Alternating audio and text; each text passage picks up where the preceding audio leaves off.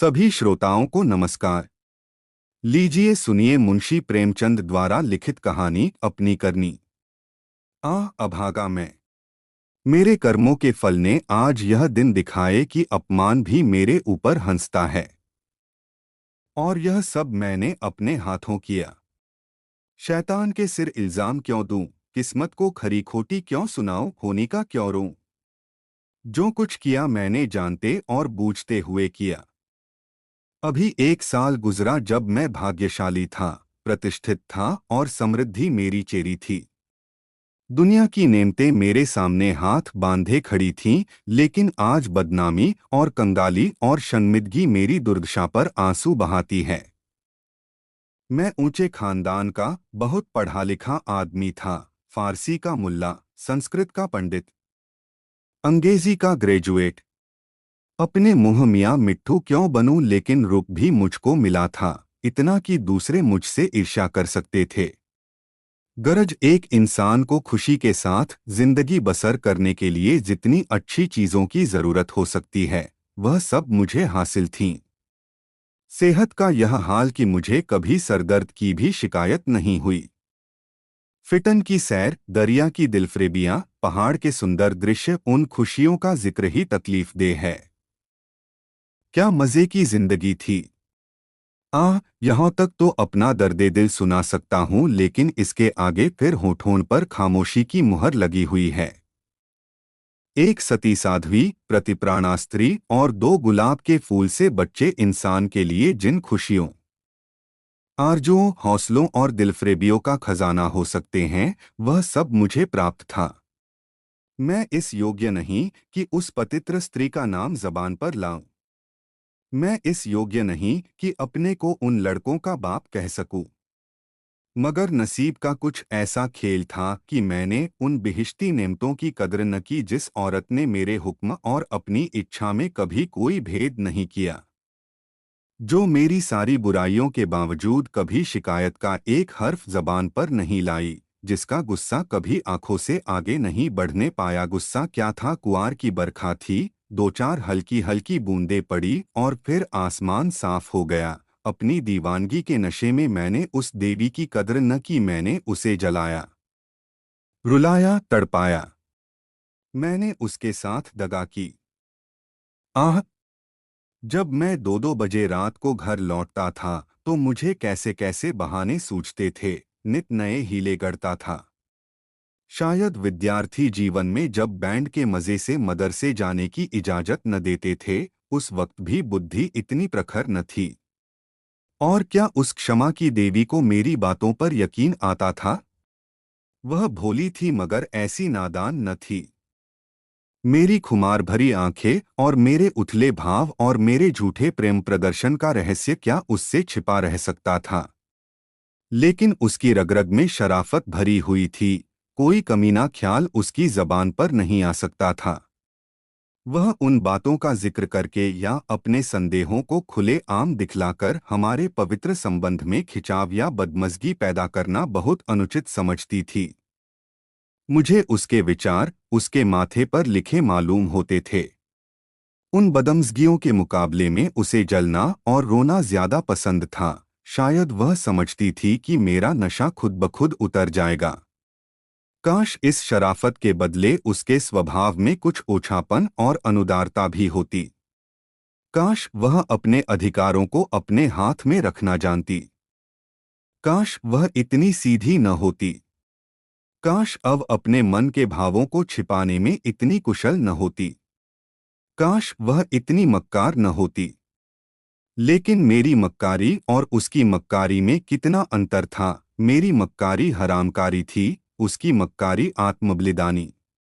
एक रोज मैं अपने काम से फुसरत पाकर शाम के वक्त मनोरंजन के लिए आनंद वाटिका में पहुंचा और संगमरमर के हौस पर बैठकर मछलियों का तमाशा देखने लगा। एकाएक निगाह ऊपर उठी तो मैंने एक औरत का बेले की झाड़ियों में फूल चुनते देखा। उसके कपड़े मैले थे और जवानी की ताजगी और गर्व को छोड़कर उसके चेहरे में कोई ऐसी खास बात न थी। उसने मेरी तरफ आंखें उठाईं और फिर फूल चुनने में लग गई, गोया उसने कुछ देखा ही नहीं। उसके इस अंदाज ने, चाहे वह उसकी सरलता ही क्यों न रही हो, मेरी वासना को और भी उद्दीप्त कर दिया। मेरे लिए यह एक नई बात थी कि कोई औरत इस तरह देखे कि जैसे उसने नहीं देखा। मैं उठा और धीरे धीरे, कभी जमीन और कभी आसमान की तरफ ताकते हुए, बेले की झाड़ियों के पास जाकर खुद भी फूल चुनने लगा। इस ढिठाई का नतीजा यह हुआ कि वह मालिन की लड़की वहां से तेजी के साथ बाग के दूसरे हिस्से में चली गई। उस दिन से मालूम नहीं वह कौन सा आकर्षण था जो मुझे रोज शाम के वक्त आनंद वाटिका की तरफ खींच ले जाता। उसे मोहब्बत हरगिज नहीं कह सकते। अगर मुझे उस वक्त भगवान न करें उस लड़की के बारे में कोई शोक समाचार मिलता, तो शायद मेरी आंखों से आंसू भी न निकले। जोगियां धारण करने की तो चर्चा ही व्यर्थ है। मैं रोज जाता और नए नए रूप धर कर जाता, लेकिन जिस प्रकृति ने मुझे अच्छा रूप रंग दिया था, उसी ने मुझे वाचालता से वंचित भी कर रखा था। मैं रोज जाता और रोज लौट जाता, प्रेम की मंजिल में एक कदम भी आगे न बढ़ पाता था। हाँ, इतना अलबत्ता हो गया कि उसे वह पहली सी झिझक न रही। आखिर इस शांतिपूर्ण नीति को सफल बनाने न होते देख मैंने एक नई युक्ति सोची। एक रोज मैं अपने साथ अपने शैतान बुलडॉग टॉमी को भी लेता गया। जब शाम हो गई और वह मेरे धैर्य का नाश करने वाली फूलों से आंचल भरकर अपने घर की ओर चली, तो मैंने अपने बुलडॉग को धीरे से इशारा कर दिया। बुलडॉग उसकी तरफ बाज की तरह झपटा। फूलमती ने एक चीख मारी, दो चार कदम दौड़ी और जमीन पर गिर पड़ी। अब मैं छड़ी हिलाता, बुलडॉग की तरफ गुस्से भरी आंखों से देखता और हाँ यहाँ ये चिल्लाता हुआ दौड़ा और उसे जोर से दो तीन डंडे लगाए। फिर मैंने बिखरे हुए फूलों को समेटा, सहमी हुई औरत का हाथ पकड़कर बिठा दिया और बहुत लज्जित और दुखी भाव से बोला, यह कितना बड़ा बदमाश है। अब इसे अपने साथ कभी नहीं लाऊंगा। तुम्हें इसने काट तो नहीं लिया? फूलमती ने चादर से सर को ढांकते हुए कहा, तुम न आ जाते तो वह मुझे नोच डालता। मेरे तो जैसे मन भर में पैर हो गए थे। मेरा कलेजा तो अभी तक धड़क रहा है। यह तीर लक्ष्य पर बैठा। खामोशी की मुहर टूट गई, बातचीत का सिलसिला कायम हुआ। बांध में एक दरार हो जाने की देर थी। फिर तो मन की उमंगों ने खुद ब खुद काम करना शुरू किया। मैंने जैसे जैसे जाल फैलाए, जैसे जैसे स्वांग रचे। वह रंगीन तबीयत के लोग खूब जानते हैं। और यह सब क्यों? मोहब्बत से नहीं, सिर्फ जरा देर दिल को खुश करने के लिए, सिर्फ उसके भरे पूरे शरीर और भोलेपन पर रीझ कर। यो मैं बहुत नीच प्रकृति का आदमी नहीं हूं। रूपरंग में फूलमती का इंदु से मुकाबला न था। वह सुंदरता के सांचे में ढली हुई थी। कवियों ने सौंदर्य की जो कसौटियां बनाई हैं, वह सब वहां दिखाई देती थीं। लेकिन पता नहीं क्यों मैंने फूलमती की धंसी हुई आंखों और फूले हुए गालों और मोटे मोटे होठों की तरफ अपने दिल का ज्यादा खिंचाव देखा।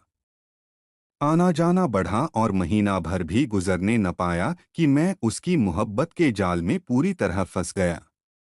मुझे अब घर की सादा जिंदगी में कोई आनंद न आता था।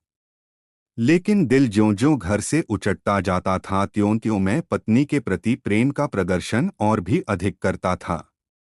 मैं उसकी फरमाइशों का इंतजार करता रहता और कभी उसका दिल दुखाने वाली कोई बात मेरी जबान पर न आती। शायद मैं अपनी आंतरिक उदासीनता को शिष्टाचार के पर्दे के पीछे छिपाना चाहता था। धीरे धीरे दिल की यह कैफियत भी बदल गई और बीवी की तरफ से उदासीनता दिखाई देने लगी। घर में कपड़े नहीं हैं, लेकिन मुझसे इतना न होता कि पूछ लूं। सच यह है कि मुझे अब उसकी खातिरदारी करते हुए एक डर सा मालूम होता था कि कहीं उसकी खामोशी की दीवार टूट न जाए और उसके मन के भाव जबान पर न आ जाएं। यहाँ तक कि मैंने गिरस्ती की जरूरतों की तरफ से भी आंखें बंद कर लीं। अब मेरा दिल और जान और रुपया पैसा सब फूलमती के लिए था। मैं खुद कभी सुनार की दुकान पर न गया था, लेकिन आजकल कोई मुझे रात गए एक मशहूर सुनार के मकान पर बैठा हुआ देख सकता था। बजाज की दुकान में भी मुझे रुचि हो गई। एक रोज शाम के वक्त रोज की तरह मैं आनंद वाटिका में सैर कर रहा था और फूलमती सोहलों सिंगार किए मेरी सुनहरी रूपहली भेंटों से लदी हुई एक रेशमी साड़ी पहने बाग की क्यारियों में फूल तोड़ रही थी। बल्कि यूं कहो कि अपनी चुटकिनियों में मेरे दिल को मसल रही थी। उसकी छोटी छोटी आंखें उस वक्त नशे के हुस्न में फैल गई थीं और उनमें शोखी और मुस्कुराहट की झलक नजर आती थी। अचानक महाराजा साहब भी अपने कुछ दोस्तों के साथ मोटर पर सवार आ पहुंचे।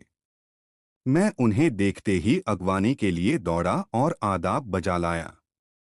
बेचारी फूलमती महाराजा साहब को पहचानती थी, लेकिन उसे एक घने कुंज के अलावा और कोई छिपने की जगह न मिल सकी। महाराजा साहब चले तो हौज की तरफ, लेकिन मेरा दुर्भाग्य उन्हें क्यारी पर ले चला जिधर फूलमती छिपी हुई थरथर कांप रही थी। महाराजा साहब ने उसकी तरफ आश्चर्य से देखा और बोले, यह कौन औरत है? सब लोग मेरी ओर प्रश्नभरी आंखों से देखने लगे और मुझे भी उस वक्त यही ठीक मालूम हुआ कि इसका जवाब मैं ही दूं, वरना फूलमती न जाने क्या आफत ढा दे। लापरवाही के अंदाज से बोला, इसी बाग के माली की लड़की है, यहाँ फूल तोड़ने आई होगी। फूलमती लज्जा और भय के मारे जमीन में धंसी जाती थी। महाराजा साहब ने उसे सर से पांव तक गौर से देखा और तब संदेहशील भाव से मेरी तरफ देखकर बोले, यह माली की लड़की है। मैं इसका क्या जवाब देता? इसी बीच कमबख्त दुर्जन माली भी अपनी फटी हुई पाक संभालता, हाथ में कुदाल लिए हुए दौड़ता हुआ आया और सर को घुटनों से मिलाकर महाराज को प्रणाम किया। महाराजा ने जरा तेज लहजे में पूछा, यह तेरी लड़की है? माली के होश उड़ गए, कांपता हुआ बोला, हुजूर। महाराज, तेरी तनख्वाह क्या है? दुर्जन, हुजूर 5 रुपए। महाराज, यह लड़की कुंवारी है या ब्याही? दुर्जन, हुजूर अभी कुंवारी है। महाराज ने गुस्से में कहा, या तो तू चोरी करता है या डाका मारता है, वरना यह कभी नहीं हो सकता कि तेरी लड़की अमीरजादी बनकर रह सके। मुझे इसी वक्त इसका जवाब देना होगा, वरना मैं तुझे पुलिस के सुपुर्द कर दूंगा। ऐसे चाल चलन के आदमी को मैं अपने यहाँ नहीं रख सकता। माली की तो घिघी बंध गई और मेरी यह हालत थी कि काटो तो बदन में लहू नहीं। दुनिया अंधेरी मालूम होती थी। मैं समझ गया कि आज मेरी शामत सर पर सवार है। वह मुझे जड़ से उखाड़कर दम लेगी। महाराजा साहब ने माली को जोर से डांटकर पूछा, तू खामोश क्यों है, बोलता क्यों नहीं?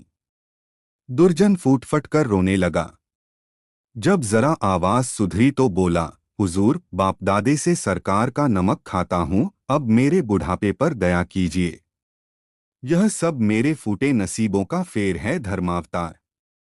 इस छोकरी ने मेरी नाक कटा दी, कुल का नाम मिटा दिया। अब मैं कहीं मुंह दिखाने लायक नहीं हूँ। इसको सब तरह से समझा बुझाकर हार गए हुजूर, लेकिन मेरी बात सुनती ही नहीं, तो क्या करूं? हुजूर माई बाप हैं, आपसे क्या पर्दा करूं? उसे अब अमीरों के साथ रहना अच्छा लगता है, और आजकल के रईसों और अमीरों को क्या कहूं, दीनबंधु सब जानते हैं। महाराजा साहब ने जरा देर गौर करके पूछा, क्या उसका किसी सरकारी नौकर से संबंध है? दुर्जन ने सर झुकाकर कहा, हुजूर। महाराज साहब, वह कौन आदमी है, तुम्हें उसे बतलाना होगा। दुर्जन, महाराज जब पूछेंगे बता दूंगा। सांच को आंच क्या, मैंने तो समझा था कि इसी वक्त सारा पर्दाफाश हुआ जाता है। लेकिन महाराजा साहब ने अपने दरबार के किसी मुलाजिम की इज्जत को इस तरह मिट्टी में मिलाना ठीक नहीं समझा। वे वहां से टहलते हुए मोटर पर बैठकर महल की तरफ चले। इस मनहूस वाक़ये के एक हफ्ते बाद एक रोज मैं दरबार से लौटा तो मुझे अपने घर में से एक बूढ़ी औरत बाहर निकलती हुई दिखाई दी। उसे देखकर मैं ठिठका। उसे चेहरे पर बनावटी भोलापन था जो कुटनियों के चेहरे की खास बात है। मैंने उसे डांटकर पूछा, तू कौन है, यहाँ क्यों आई है? बुढ़िया ने दोनों हाथ उठाकर मेरी बलाएं लीं और बोली, बेटा नाराज न हो, गरीब भिखारी हूँ, मालकिन का सुहाग भरपूर रहे। उसे जैसा सुनती थी वैसा ही पाया। यह कहकर उसने जल्दी से कदम उठाए और बाहर चली गई। मेरे गुस्से का पारा चढ़ा। मैंने घर जाकर पूछा, यह कौन औरत थी? मेरी बीवी ने सर झुकाए धीरे से जवाब दिया, क्या जानूं, कोई भिखरिन थी। मैंने कहा, भिखारिनों की सूरत ऐसी नहीं हुआ करती, यह तो मुझे कुटनी सी नजर आती है। साफ साफ बताओ उसके यहाँ आने का क्या मतलब था? लेकिन बजाय कि इन संदेह भरी बातों को सुनकर मेरी बीवी गर्व से सिर उठाए और मेरी तरफ उपेक्षा भरी आंखों से देखकर अपनी साफदिली का सबूत दे, उसने सर झुकाए हुए जवाब दिया, मैं उसके पेट में थोड़े ही बैठी थी। भीख मांगने आई थी, भीख दे दी। किसी के दिल का हाल कोई क्या जाने। उसके लहजे और अंदाज से पता चलता था कि वह जितना जबान से कहती है उससे ज्यादा उसके दिल में है। झूठा आरोप लगाने की कला में वह अभी बिल्कुल कच्ची थी, वरना तिरिया चरित्र की थाह किसे मिलती है। मैं देख रहा था कि उसके हाथ पांव थरथरा रहे हैं। मैंने झपटकर उसका हाथ पकड़ा और उसके सिर को ऊपर उठाकर बड़े गंभीर क्रोध से बोला, इंदु, तुम जानती हो कि मुझे तुम्हारा कितना एतबार है। लेकिन अगर तुमने इसी वक्त सारी घटना सच सच न बता दी तो मैं नहीं कह सकता कि इसका नतीजा क्या होगा। तुम्हारा ढंग बतलाता है कि कुछ न कुछ दाल में काला जरूर है। यह खूब समझ रखो कि मैं अपनी इज्जत को तुम्हारी और अपनी जानों से ज्यादा अजीज समझता हूँ। मेरे लिए यह डूब मरने की जगह है कि मैं अपनी बीवी से इस तरह की बातें करूं, उसकी ओर से मेरे दिल में संदेह पैदा हो। मुझे अब ज्यादा सब्र की गुंजाइश नहीं है, बोलो क्या बात है? इंदुमती मेरे पैरों पर गिर पड़ी और रोकर बोली, मेरा कसूर माफ कर दो। मैंने गरजकर कहा, वह कौन सा कसूर है? इंदुमती ने संभलकर जवाब दिया, तुम अपने दिल में इस वक्त जो ख्याल कर रहे हो उसे एक पल के लिए भी वहां न रहने दो, वरना समझ लो कि आज ही इस जिंदगी का खात्मा है। मुझे नहीं मालूम था कि तुम मेरे ऊपर जो जुल्म किए हैं उन्हें मैंने किस तरह झेला है, और अब भी सब कुछ झेलने के लिए तैयार हूं। मेरा सर तुम्हारे पैरों पर है, जिस तरह रखोगे रहूंगी। लेकिन आज मुझे मालूम हुआ कि तुम खुद हो वैसा ही दूसरों को समझते हो। मुझसे भूल अवश्य हुई है, लेकिन उस भूल की यह सजा नहीं कि तुम मुझ पर ऐसे संदेह न करो। मैंने उस औरत की बातों में आकर अपने सारे घर का चिट्ठा बयान कर दिया। मैं समझती थी कि मुझे ऐसा नहीं करना चाहिए, लेकिन कुछ तो उस औरत की हमदर्दी और कुछ मेरे अंदर सुलगती हुई आग ने मुझसे यह भूल करवाई, और इसके लिए तुम जो सजा दो वह मेरे सर आंखों पर। मेरा गुस्सा जरा धीमा हुआ। बोला, तुमने उससे क्या कहा? इंदुमती ने जवाब दिया, घर का जो कुछ हाल है, तुम्हारी बेवफाई, तुम्हारी लापरवाही, तुम्हारा घर की जरूरतों की फिक्र न रखना। अपनी बेवकूफ़ी का क्या कहूँ, मैंने उसे यहाँ तक कह दिया कि इधर 3 महीने से उन्होंने घर के लिए कुछ खर्च भी नहीं दिया और इसकी चोट मेरे गहनों पर पड़ी। तुम्हें शायद मालूम नहीं कि इन 3 महीनों में मेरे 450 रुपए के जेवर बिक गए। न मालूम क्यों मैं उससे यह सब कुछ कह गई। जब इंसान का दिल जलता है तो जबान तक उसकी आँच आ ही जाती है। मगर मुझसे जो कुछ खता हुई उससे कई गुनी सख्त सजा तुमने मुझे दी है। मेरा बयान लेने का भी सब्र न हुआ। खैर, तुम्हारे दिल की कैफियत मुझे मालूम हो गई। तुम्हारा दिल मेरी तरफ से साफ नहीं है। तुम्हें मुझ पर विश्वास नहीं रहा, वरना एक भिखारिन औरत के घर से निकलने पर तुम्हें ऐसे शुभे क्यों होते। मैं सर पर हाथ रखकर बैठ गया। मालूम हो गया कि तबाही के सामान पूरे हुए जाते हैं। दूसरे दिन मैं ज्यों ही दफ्तर में पहुंचा, चौकीदार ने आकर कहा, महाराज साहब ने आपको याद किया है। मैं तो अपनी किस्मत का फैसला पहले से ही किए बैठा था। मैं खूब समझ गया था कि वह बुढ़िया खुफिया पुलिस की कोई मुखबिर है जो मेरे घरेलू मामलों की जांच के लिए तैनात हुई होगी। कल उसकी रिपोर्ट आई होगी और आज मेरी तलबी है। खौफ से सहमा हुआ, लेकिन दिल को किसी तरह संभाले हुए कि जो कुछ सर पर पड़ेंगी देखा जाएगा। अभी से क्यों जान दूं, मैं महाराजा की खिदमत में पहुंचा। वह इस वक्त अपने पूजा के कमरे में अकेले बैठे हुए थे। कागजों का एक ढेर इधर-उधर फैला हुआ था और वह खुद किसी ख्याल में डूबे हुए थे। मुझे देखते ही वह मेरी तरफ मुखातिब हुए। उनके चेहरे पर नाराजगी के लक्षण दिखाई दिए। बोले, कुंवर श्याम सिंह, मुझे बहुत अफसोस है कि तुम्हारी बाबत मुझे जो बातें मालूम हुई वह मुझे इस बात के लिए मजबूर करती हैं कि तुम्हारे साथ सख्ती का बर्ताव किया जाए। तुम मेरे पुराने वसीकादार हो और तुम्हें यह गौरव कई पीढ़ियों से प्राप्त है। तुम्हारे बुजुर्गों ने हमारे खानदान की जान लगाकर सेवाएं की हैं और उन्हीं के सिले में यह वसीका दिया गया था। लेकिन तुमने अपनी हरकतों से अपने को इस कृपा के योग्य नहीं रखा। तुम्हें इसलिए वसीका मिलता था कि तुम अपने खानदान की परवरिश करो। अपने लड़कों को इस योग्य बनाओ कि वह राज्य की कुछ खिदमत कर सकें। उन्हें शारीरिक और नैतिक शिक्षा दो ताकि तुम्हारी जात से रियासत की भलाई हो, न कि इसलिए कि तुम इस रुपए को बेहुदा ऐशपस्ती और हरामकारी में खर्च करो। मुझे इस बात से बहुत तकलीफ होती है कि तुमने अब अपने बाल बच्चों की परवरिश की जिम्मेदारी से भी अपने को मुक्त समझ लिया है। अगर तुम्हारा यही ढंग रहा तो यकीनन वसीकादारों का एक पुराना खानदान मिट जाएगा।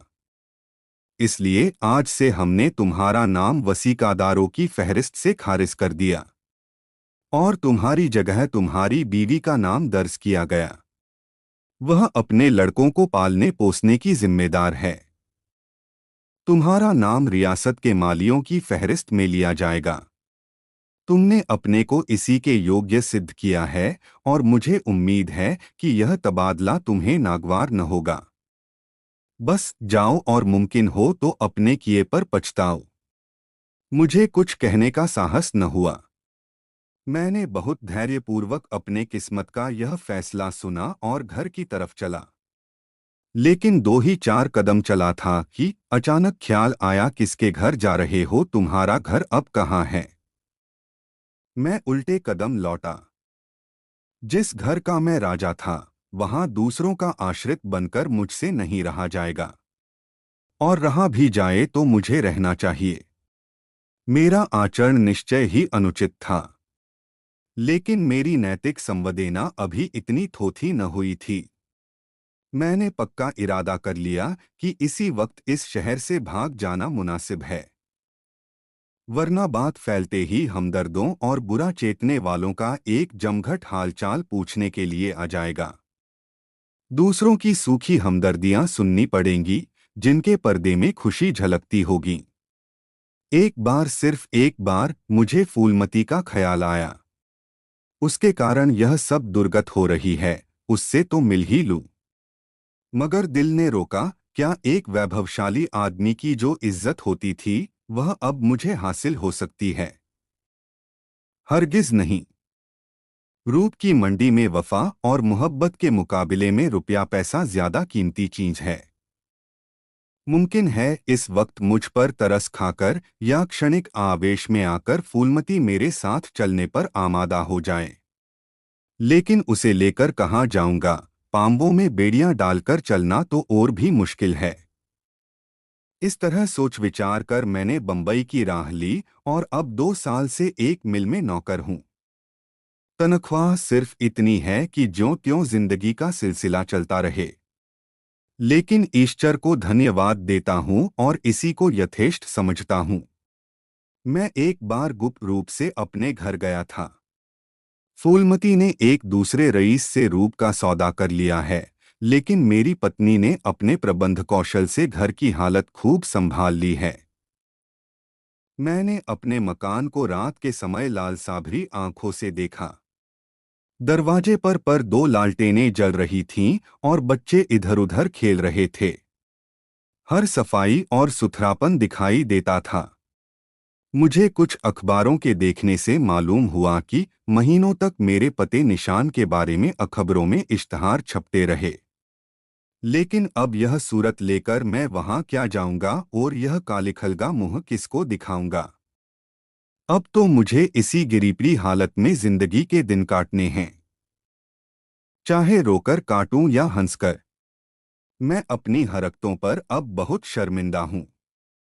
अफसोस मैंने उन नेमतों की कदर न की, उन्हें लात से ठोकर मारी। यह उसी की सजा है कि आज मुझे यह दिन देखना पड़ रहा है। मैं वह परवाना हूं जिसकी खाक भी हवा के झोंकों से नहीं बची।